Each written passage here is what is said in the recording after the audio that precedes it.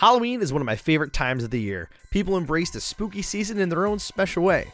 Some by dressing up as their favorite characters, some by playing pranks on others, and still others even by vandalizing others' property. But I decided I wanted to make this Halloween special. Special in a Pokemon kind of way. So I decided to shiny hunt a bunch of cool Halloween themed Pokemon. I'm Brian D, and here's a story of how I caught some of the best Halloween themed shiny Pokemon in Scarlet and Violet. I let my community on Twitch submit nominations for what I should hunt, and added them all to a wheel. Once a few minutes passed, I compiled all the answers and began spinning the wheel for our shinies. 9 Pokemon to start. This is going to be for our shiny hunts for October. Let's see what the Wheel of Torture, the Wheel of Spoopy Pokemon, let's see what it gives us. Here we go. Our targets were Ghastly, Phantump, Noibat, Mimikyu, Poltergeist, Fluttermane, Drifloon, Duskull, and Umbreon. I also added a loose rule that I would not use shiny sandwiches for any of the Pokemon found except for Fluttermane, as it can't appear in outbreaks. With that, we're ready to begin our shiny hunting adventures. But first, I wanted to grab a shiny Clefairy from that event, but sadly it wasn't marked. Oh, Clefairy! Shiny! Hello! How you doing, friend? Can we dance? Can we dance together? We're dancing. We then began searching for outbreaks to find our shinies. After a few minutes, our first target appeared. Our Halloween hunts begin with a very fitting Pokemon, the very first ghost type in the Pokedex, Ghastly. We luckily got to this outbreak as nighttime was beginning and made solid progress on trying to find the shiny. Unfortunately, daytime arrived before we could find Ghastly. I decided to kill some time with a Lechonk outbreak, but that also yielded no shinies. Finally, nighttime came back after about another 30 minutes or so, and once the Ghastly started spawning again, the shiny was eager to appear. See if we can get any ghost shinies while the night is going on. Wait! Yeah, let's go! Let's go! That was so fast! I was like, wait, that one looks a little different? Just a little different. Bro, the timing was just so good. Let's go. Shiny Ghastly, super quick. With getting Ghastly so quickly at the very beginning of the night cycle, I was already excited to try and find a new outbreak to knock another Pokemon off the list, and I quickly found our next target. Mimikyu is such an interesting Pokemon. It has some of the best dex entries I've ever read for both its disguised form and its busted form. From Pokemon Ultra Moon, a gust of wind revealed what hides under this Pokemon's rag to a passing trainer who went home and died painfully that very night. From Pokemon Sword, there will be no forgiveness for any who reveal that it was pretending to be Pikachu. It will bring the culprit down even at the cost of its own life. As a lifelong Pikachu fan, I am suddenly fearing for my life. So what better way to shake the fear by looking for a shiny murderer, right? So we make our way up to Oni Mountain's Infernal Pass and find our group of little friends. This was one of the faster outbreaks of our hunts because we actually got the shiny in under 30 minutes. Like a big wheel. And these are the Pokemon that we... Oh! It's here! Shiny Mimikyu! I would not have seen this! I swear! That blends right in! That blends right in! Oh my god, let's go. Shiny Mimikyu. It looks really good, actually. With Mimikyu acquired, we ended day 1 of hunting with 2 of our targets already captured. Now, our success with finding Ghastly and Mimikyu so close together paved the way for one of the biggest struggles we would encounter during our Halloween hunts. The search for shiny Noibat. Noibat's such a cute little guy. Just look at him. Noibat spawn in so many different places throughout Paldea and Kitakami, so finding an outbreak of them was never really a challenge. And good thing, because I ended up doing a lot of Noibat outbreaks on several different days trying to find it. Noibat's also a Pokemon that disappears during the daytime, so I had to hunt something else whenever nighttime ended. We'll come back to Noibat later in the video, but during the first outbreak for Noibat, I ended up finding a Luxray outbreak not too far away and figured it would make an excellent shiny for Halloween given that its shiny colors are gold and black. After a while at the Luxray outbreak with no luck, I was starting to lose focus and kind of just wandered around the general area of the outbreak. I saw a random Greedent nearby and went over to it and noticed it looked kind of odd. I must have done 2 or 3 takes at it while I was in the shade, and once it was in the sun, I realized it was shiny. Wait, is that shiny? Wait, you're not shiny, are you? Oh! Shiny Greedent! What the f? Where did he come from? Level 69, can I get a nice in the chat? We also then found 2 shiny Luxray in the outbreak shortly after, one of which was traded to a viewer for the shiny Rotom. After another unsuccessful check of Noibat at nighttime, the spawns began to change for daytime, and immediately, this little guy decided to spawn.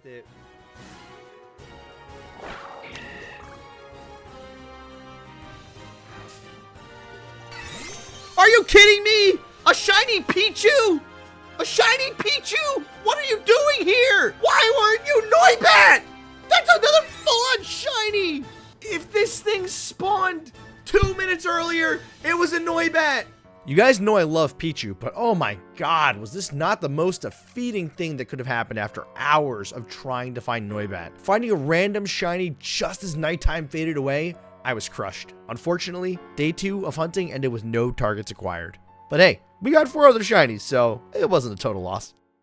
With day 3 upon us, I wanted to switch things up a bit by adding in my 3DS capture card with my copy of Pokemon X to celebrate the game's 10th anniversary.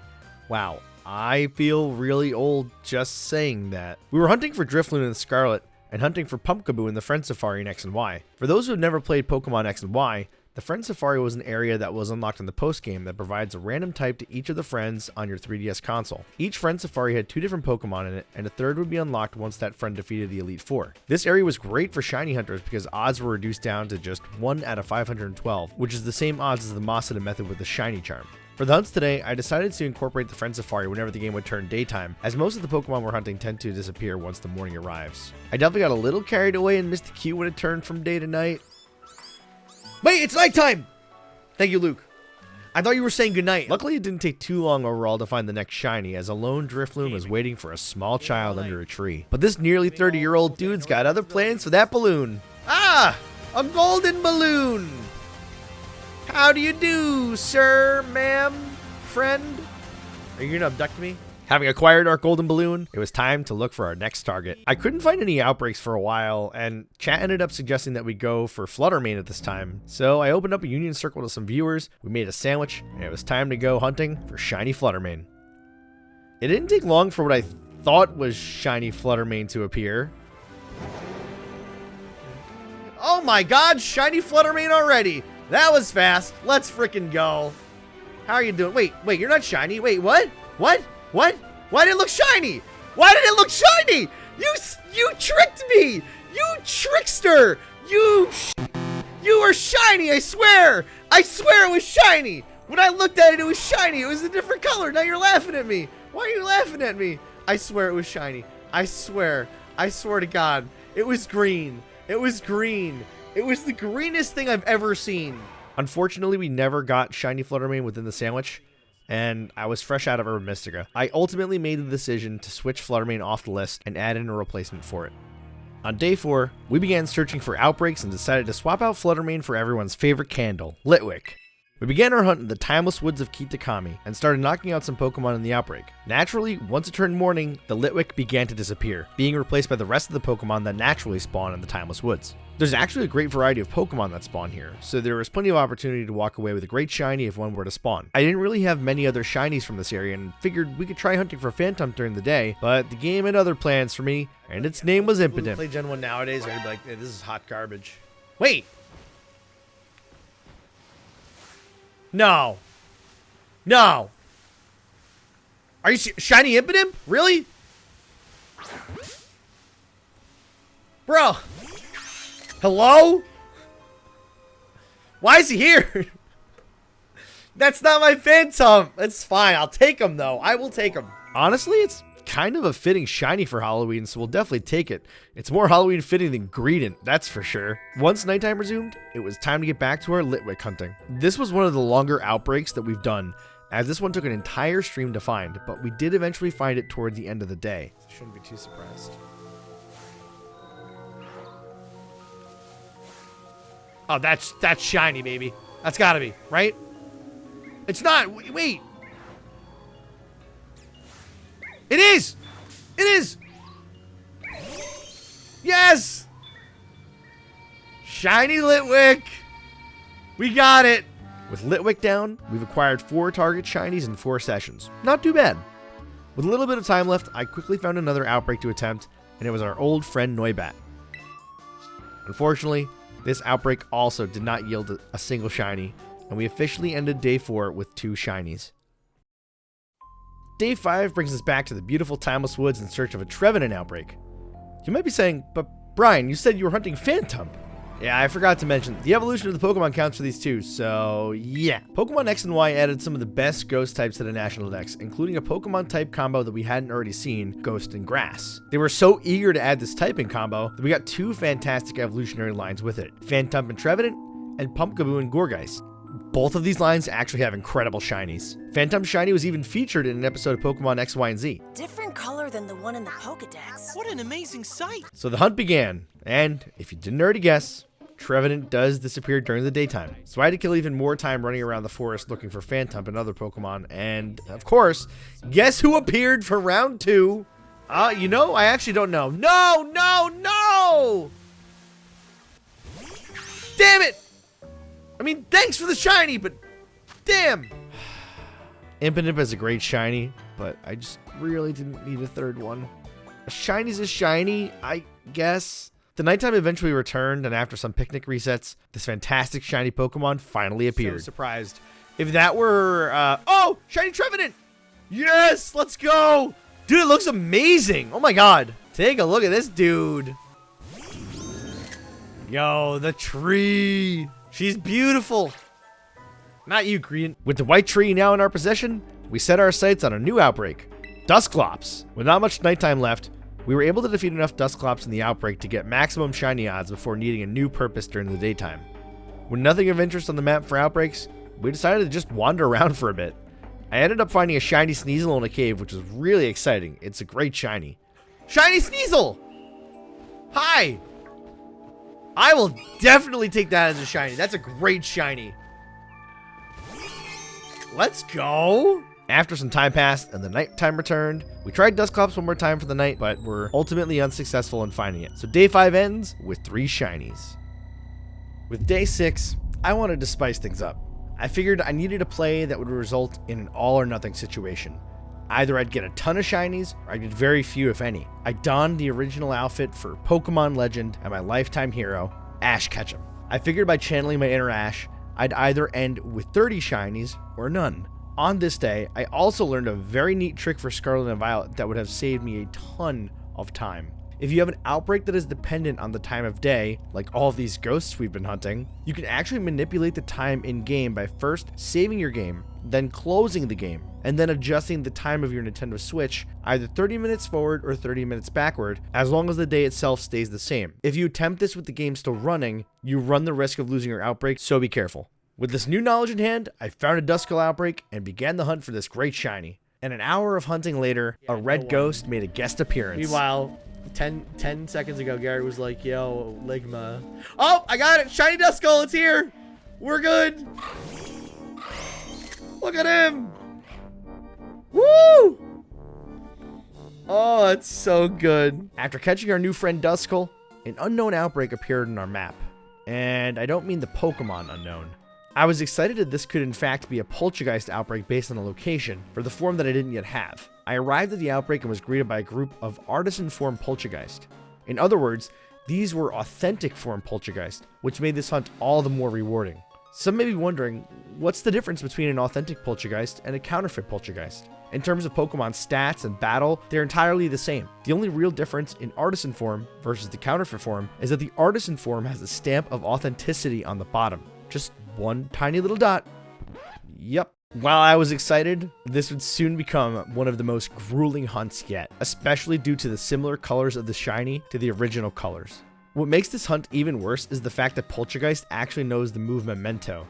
This move would normally KO the user after inflicting severe stat drops to the opponent, but luckily for me, I found this out by catching the artisan form earlier and just so happened to see it when moving it out of my party. So I grabbed the Murkrow that I used in VGC when Scarlet and Violet first dropped, leveled her up to level 100, and added it to my party to ensure Poltergeist couldn't use Memento. With that prep out of the way, I spent a long time in this area. The first day of Poltergeist hunting ended with about 2 hours with no shinies found. Day 7 rolled in, and I was excited to make Poltergeist mine. Unfortunately, Poltergeist had other plans, as it still wasn't appearing after several hours of hunting. Oddly enough, Poltergeist is quirky in that it appears during both day and night, but not during dusk. So when the day starts transitioning to nighttime, Poltergeist spawns briefly disappear for a few minutes, and, of course, This is when disaster struck for me. It's a no from me, dog. Are you kidding me?